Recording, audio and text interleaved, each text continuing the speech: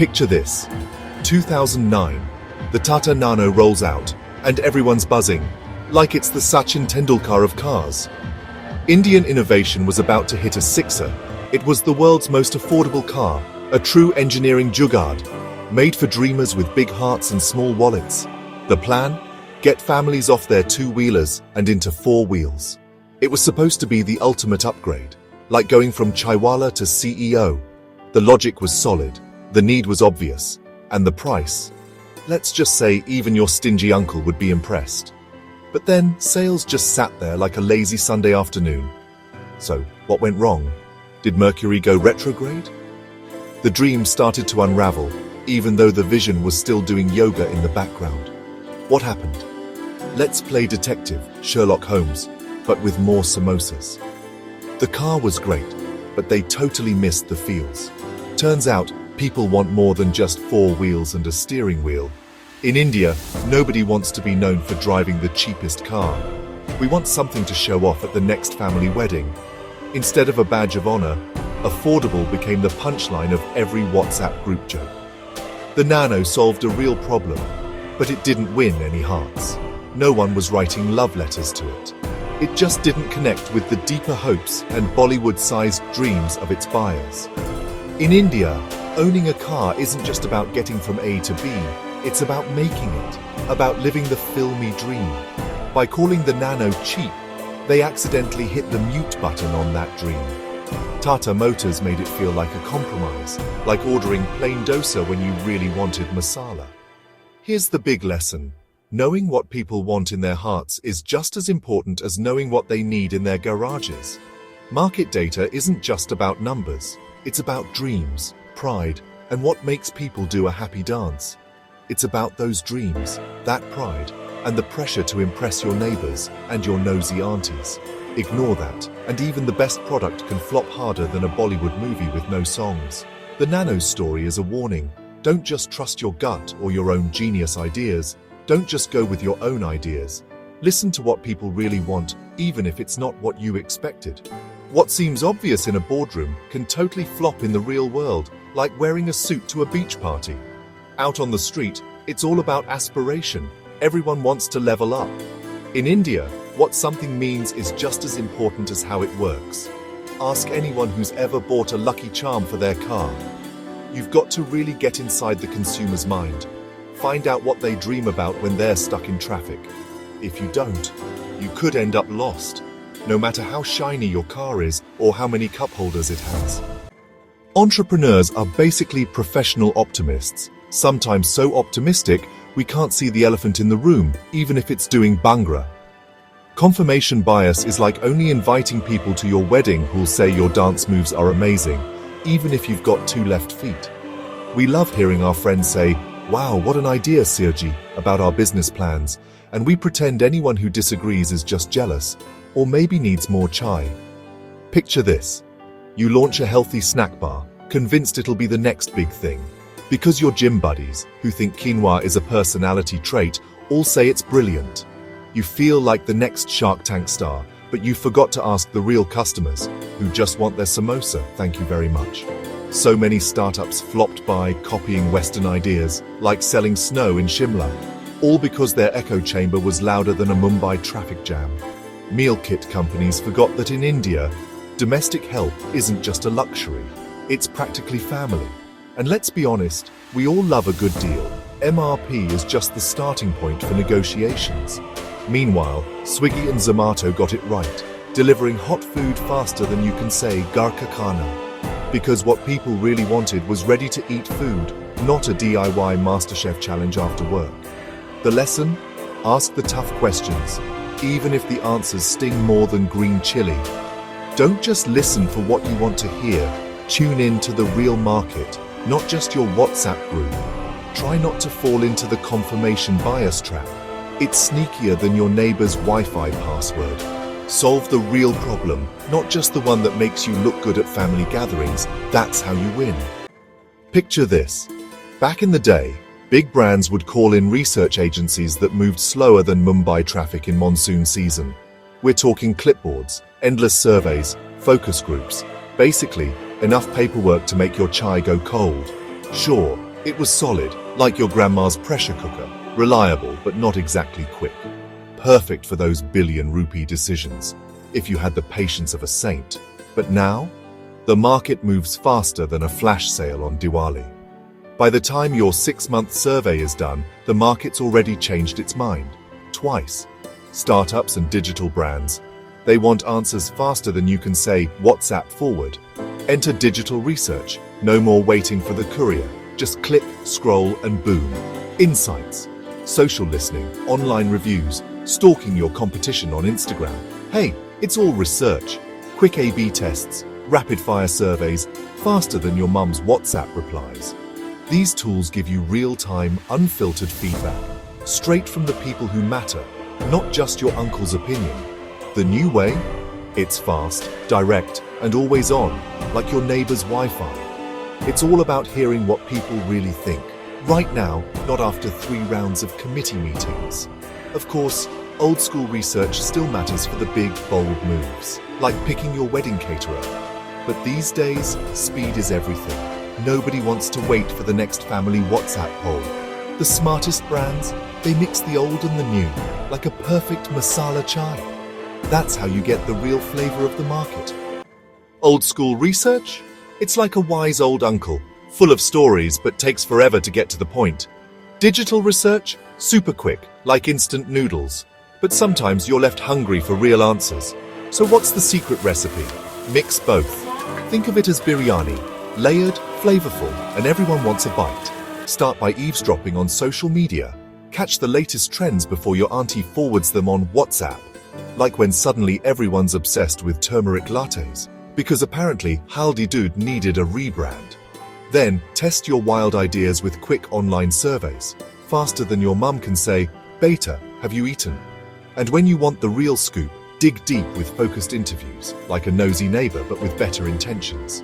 You want those quick signals, but with some real-life context, like adding chutney to your samosa.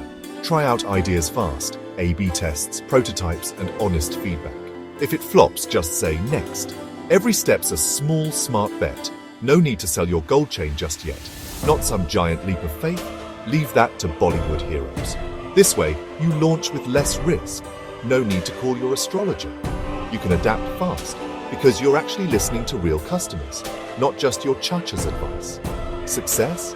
It's all about learning, unlearning, and staying as flexible as a yoga instructor. Data is like that gym membership you never use. If it just sits in spreadsheets, it's not helping anyone. Enter the Marketing Information System, or MIS. Think of it as the superhero cape for your data. Suddenly, all those scattered numbers turn into insights you can actually use, like magic, but with less glitter. MIS connects sales, marketing, and customer service. No more "I sent you an email last week" drama. It breaks down those silos, so teams actually talk to each other, not just forward emails forever. A good MIS helps you spot problems fast, like connecting a drop in sales to that 1-star review from Angry Amit 123. But beware of vanity metrics. Downloads and followers look nice, but they don't pay the chai bill. Focus on the KPIs that really matter, like lifetime value, churn, and conversion. Not just who liked your last meme. A modern MIS is like having a crystal ball. It helps you predict what's coming, not just what already happened. With AI-powered systems, you can forecast demand and manage inventory. No more guessing how many samosas to order. The right MIS is a real advantage, like having Wi-Fi when everyone else is stuck with 2G. It turns information into action, so you can actually get things done, not just make more PowerPoint slides. Here's a secret. There's no such thing as the Indian consumer. That's like saying there's only one kind of biryani. Impossible. India is more like a giant thali. Every region brings its own flavor, and everyone argues about which is best. Different languages, cultures, and shopping styles. Some folks haggle, some swipe cards, some just call their cousin for a discount. What works in Delhi might flop in Chennai, just like winter jackets and Hindi soap operas. So, segmentation is a must. Sure, start with geography and income, but don't stop there. That's just the appetizer. You've got to dig deeper, find out what makes people tick, or at least what makes them argue at family dinners. Real segmentation means looking at what people value, what they dream about, and what they'll defend on WhatsApp forwards. Two families earning the same can have totally different priorities. One's saving for a Goa trip, the other's saving for gold. One might splurge on gadgets and travel, the other's all about tuition fees and piggy banks. You just can't reach both with the same ad, unless your ad is about cricket, then maybe. Brands need to know not just where folks live, but who they really are. Like, are they chai people or coffee people? If you want to win in India, you've got to embrace all that glorious, colorful, sometimes confusing diversity. You know, if segmentation were a cricket match, Hero MotoCorp and Royal Enfield would be the star batsmen, each with their own style, but both hitting it out of the park. Hero's got their eyes on the practical crowd. The folks who want a bike that's as reliable as their morning chai and as fuss-free as instant noodles. Their bikes are all about sipping fuel, dodging potholes, and getting you to work without any drama. Basically, the no-nonsense friend in your group. The message? Simple as a WhatsApp forward. Trust, affordability, and peace of mind. So you can sleep like a baby, even if your neighbor's dog can't. Hero's not selling wild dreams. They're selling a ticket to get there on time land, no magic carpet required. But Royal Enfield? Oh, they're playing a different game. They're all about passion, swagger, and a little bit of beard oil. Their riders aren't just buying a bike. They're signing up for a lifestyle, complete with road trips, Instagram stories, and the occasional dramatic sunset.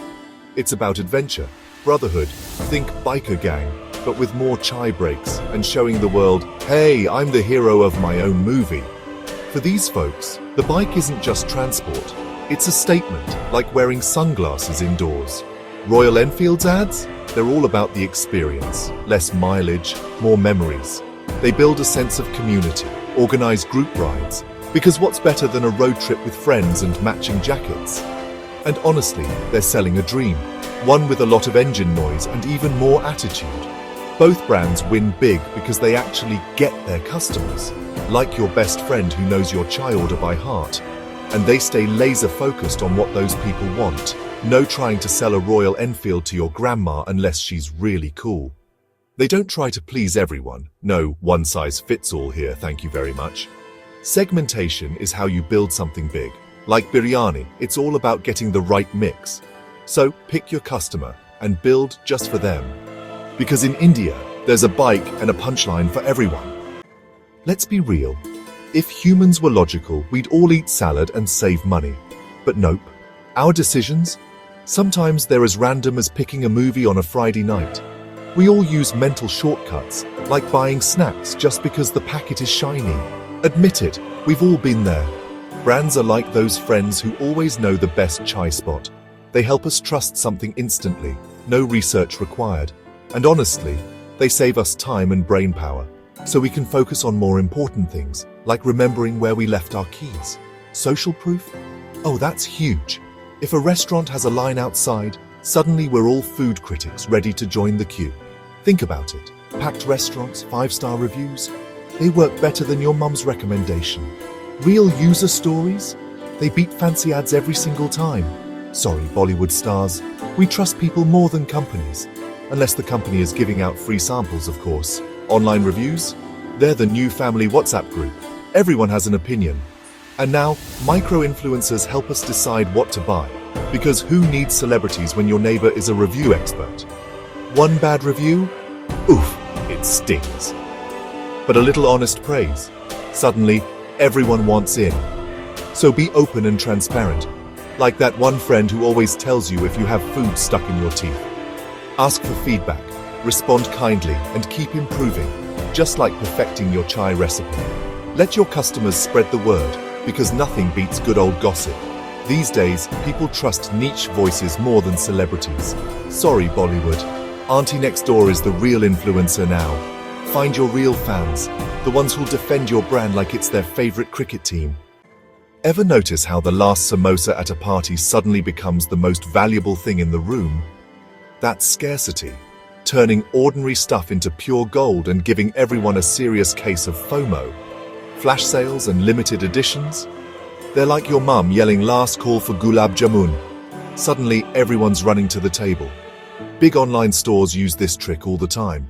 Suddenly, everyone's clicking buy now like their Wi-Fi depends on it. But if you overdo it or fake it, people catch on. Like that one uncle who always claims he's on a diet but never misses dessert. It totally backfires. Suddenly, nobody trusts you. You're the boy who cried flash sale. If you're always offering discounts, your brand's premium vibe goes out the window, like wearing chapals to a wedding. Real scarcity is about true demand, not just endless everything must go sales. Take Apple, for example. They never do flash sales. You won't see iPhones 50% off today only banners. When their stuff is hard to get, it's because people actually want it. Not because Tim Cook is hoarding them in his garage. If you're always discounting, it's like saying, honestly, this isn't worth much, but please take it anyway. But real scarcity says, sorry, there's just not enough for everyone. Better luck next time. So create exclusivity, offer something unique, or an experience people can't get anywhere else. Like VIP passes to your cousin's wedding Sangeet. Make your customers feel like they're part of a special club, not just bargain hunters at a Sunday bazaar. Used the right way, scarcity makes people want your brand even more, like the last piece of mithai at Diwali. But if you're careless, it can really hurt your reputation. Nobody likes a fake, limited offer, so pick your approach wisely. Don't be the person who brings fruitcake to every party. You know, entrepreneurs are basically the stand-up comedians of the business world, always trying to get people to act, laugh, or at least buy something. Not just folks hawking their wares like a street vendor shouting, buy one, get one free. Don't just ask customers what they want. If you did, half would say discounts and the other half would say free Wi-Fi. Watch them, try to read their minds, or at least their body language, and design for what they secretly crave, like samosas at 4 p.m. Make things so easy and seamless that even your tech-challenged uncle can use them. No instruction manual required. Like websites that don't make you solve a Rubik's Cube just to order chai, or copy that's so clear, even your grandmother nods in approval, and checkouts that don't make you question your life choices halfway through. Use social proof and scarcity, but keep it honest. Don't pretend your product is almost sold out when your mum hasn't even bought one yet. No sneaky tricks. Indians can spot a fake sale faster than they spot a free food sample. Build trust and be transparent, like a glass of Nimbu Pani on a hot day. The best brands, they solve problems you didn't even know you had, like finding your lost TV remote. Always be a student of human nature. Observe, take notes, and maybe even eavesdrop a little, for research of course. Watch, listen, test things out and keep adapting, like a chameleon at a holy party. If you realize you're wrong, don't worry. Just pivot faster than you dodge potholes during monsoon. Change direction quickly. No ego, just agility. The real secrets to success, they're hidden in daily habits, like that morning chai ritual, and in the big dreams people have, like owning a sea-facing flat in Mumbai. Build for real people, not just for what's in a spreadsheet, unless your spreadsheet can make chai. Numbers are great, but empathy is better. When you create something thoughtful and empathetic, you win loyalty for life, like the neighborhood samosa guy. So be more than just a business person. Be the Sherlock Holmes of your market. Be a curious anthropologist, magnifying glass optional. That's how you build a brand that really matters. And maybe, just maybe, gets you invited to every family wedding.